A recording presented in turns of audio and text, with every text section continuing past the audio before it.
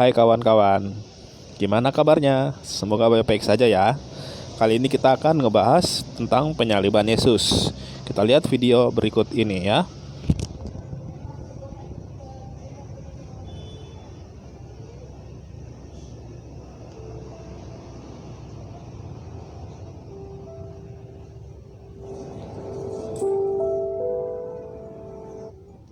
Jelasan bagaimana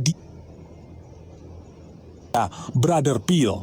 Kali ini kita akan menyaksikan penjelasan bagaimana dilema yang terjadi pada teologi Islam yang meyakini Yesus tidak disalib.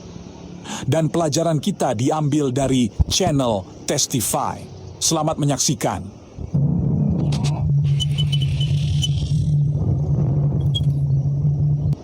Halo teman-teman Brother Phil, hari ini kita akan menyelami sebuah topik yang menjadi titik perbedaan paling mendasar antara kekristenan dan Islam. Peristiwa penyaliban Yesus.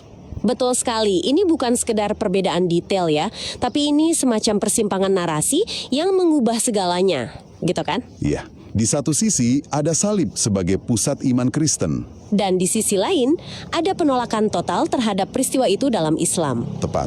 Dan pelajaran kita hari ini menyajikan sebuah argumen yang menyoroti dilema yang timbul dari perbedaan narasi ini. Misi kita adalah untuk membedah argumen tersebut, melihat bagaimana Al-Quran dan Injil memberikan catatan yang sangat berbeda, dan menjelajahi apa yang disebut sebagai catch-22 atau dilema sulit bagi klaim Islam menurut pelajaran ini. Kita akan melihat klaim dari surah An-Nisa, tradisi Islam awal tentang adanya pengganti di kayu salib, dan membandingkannya dengan kesaksian historis para murid Yesus. Ini bukan hanya perdebatan teologis, tapi juga menyentuh akar sejarah. Oke, mari kita mulai. Sebagian besar dari Anda mungkin tahu cerita versi Injil. Yesus ditangkap, diadili, dan mati di kayu salib. Tapi pelajaran kita menyoroti bahwa Al-Quran menceritakan kisah yang sama sekali berbeda. Tepat. Dalam surah An-Nisa ayat 157 dinyatakan dengan jelas, padahal mereka tidak membunuhnya dan tidak pula menyalibnya, tetapi yang mereka bunuh ialah orang yang diserupakan dengan Isa bagi mereka. Jadi menurut Al-Quran, Yesus tidak benar-benar disalib. Seseorang yang dibuat mirip dengannya yang menjalaninya. Jadi jika bukan Yesus, lalu siapa? Ini membawa kita ke teori penggantian. Benar. Dan teori ini bukan interpretasi modern loh. Oh, bukan ya? Bukan. Pelajaran kita ini menekankan kalau gagasan ini sudah ada sejak masa-masa awal Islam. Disinilah bagian yang sangat menarik.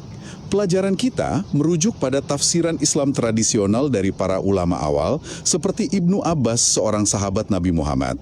Menurut salah satu riwayat yang dikutip, sesaat sebelum diangkat ke surga, Yesus berkumpul dengan 12 muridnya.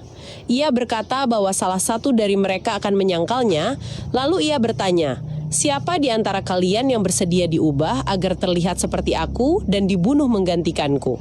Siapapun yang bersedia akan bersamaku di surga." Dan ada yang maju. Ya, seorang murid muda menawarkan diri 3 kali, dan pada kali ketiga, Yesus menerimanya. Wow. Rupa Yesus kemudian diberikan kepada murid muda itu, sementara Yesus sendiri diangkat ke surga melalui sebuah lubang di atap.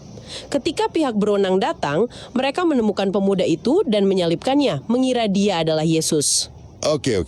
Nah, poin krusial dari cerita ini adalah para murid tahu apa yang terjadi. Mereka adalah saksi mata dari rencana penggantian tersebut. Oke, mari kita bedah ini.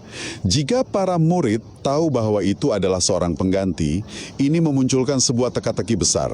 Betul. Mengapa semua data historis yang tersedia, yang berasal dari para murid itu sendiri, menunjukkan bahwa mereka percaya, memberitakan, bahkan mati karena keyakinan bahwa Yesus sendiri yang disalib dan bangkit? Nah, ini intinya. Pelajaran kita menunjukkan bukti-bukti ini.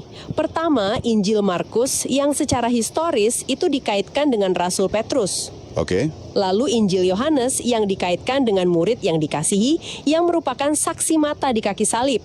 Keduanya menceritakan penyaliban Yesus secara detail. Dan tidak ada petunjuk soal pengganti sama sekali. Sama sekali tidak ada.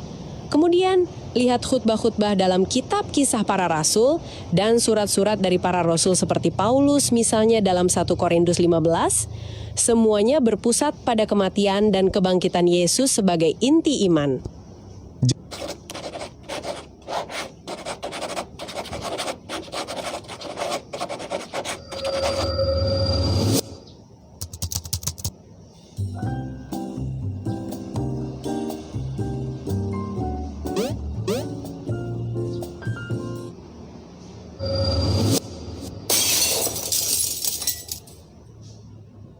Sejarah keagamaan dunia mencatat satu peristiwa yang terus diperdebatkan hingga hari ini.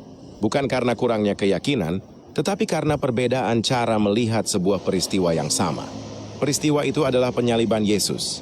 Bagi kekristenan, salib adalah pusat iman. Bagi Islam, kisah itu dipandang secara berbeda. Itulah dia narasi dari umat Islam bahwa Yesus tidak mati di salib. Ya udah, gini aja deh.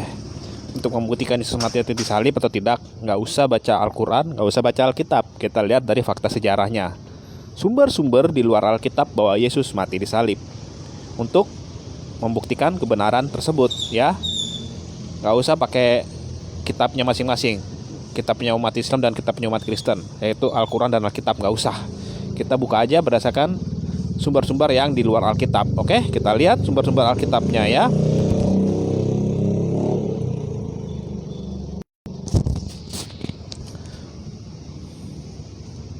Beberapa sumber sejarah non-Alkitab yang kredibel dari abad 1 hingga kedua Masehi mengkonfirmasi bahwa Yesus disalibkan di bawah pemerintahan Pontius Pilatus.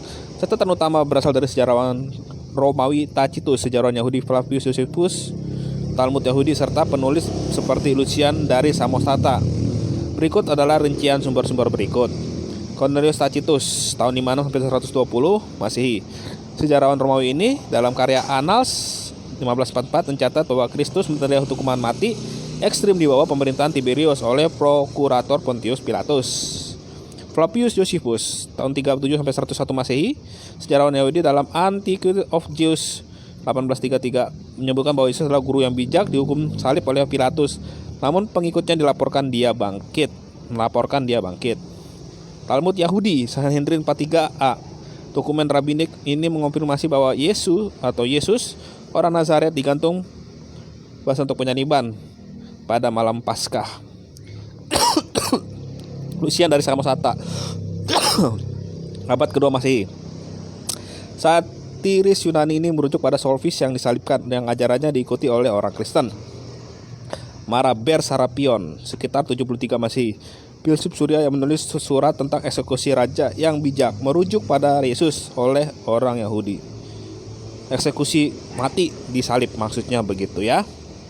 Sumber-sumber ini menegaskan bahwa penyaliban Yesus sebagai fakta sejarah, terlepas dari narasi iman dalam Alkitab. Jelas? Jadi itulah sumber-sumber di luar Alkitab bahwa Yesus mati disalib. Gak usah baca Alkitab, gak usah baca Al-Quran.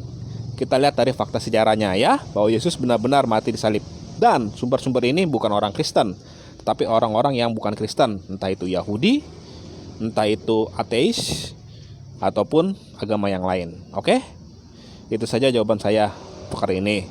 Shalom alaikum besem Adonai Yeshua Hamashiach. Salam damai sejahtera di dalam nama Tuhan Yesus Kristus. Sekian jawaban dari saya untuk penyaliban Yesus.